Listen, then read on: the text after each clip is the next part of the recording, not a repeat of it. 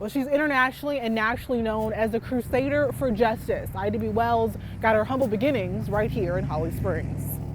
She is my shero. To me, she's a humanitarian. She's a great humanitarian. A woman that was really willing to sacrifice everything. Dr. Leona Harris is the executive director at the Ida B. Wells Barnett Museum in Holly Springs. Dr. Harris has dedicated the latter part of her life to making sure Wells is not forgotten. Wells, who was born a slave, is a heroine to many.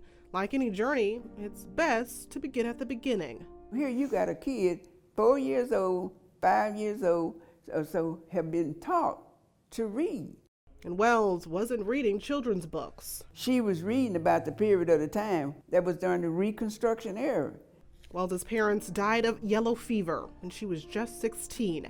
She was left to raise her 5 siblings, and to support them, she became a teacher, eventually moving her brothers and sisters to the bustling city of Memphis.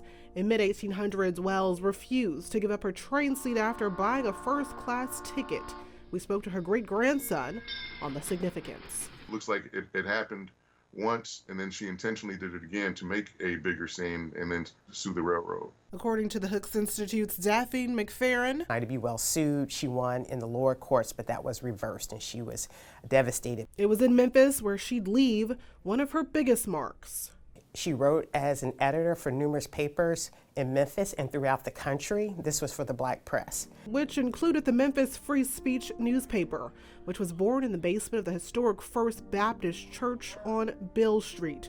Wells then turned her attention and resources to lynchings in the city. She had a friend named Thomas Moss who operated a grocery store at what we call back then the Curve, which is really in the area of Lemoyne on. Moss and the store's co-owners, who were earning more than the white competition, were also arrested, then lynched without a trial.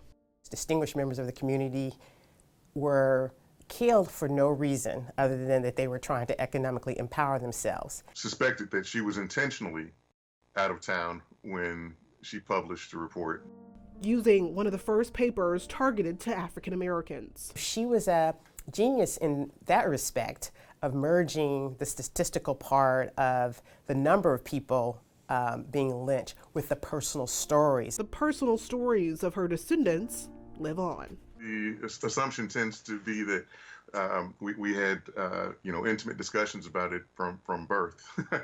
And we actually didn't. Dan Duster says his great-grandmother's impact didn't fully resonate with him until he got into college. It's humbling because she did have things to lose, and she still, that's to me the test of courage. And when asked what he believes her thoughts would be on where the black community stands today, Black Lives Matter movement, the fact that we still need it is crazy. To fight for the freedoms that we have and for the voting rights and so forth, and for people still not to exercise those rights. And without an Ida fighting for those rights for everyone, I couldn't tell you this story today. Rebecca Butcher, Local 24 News.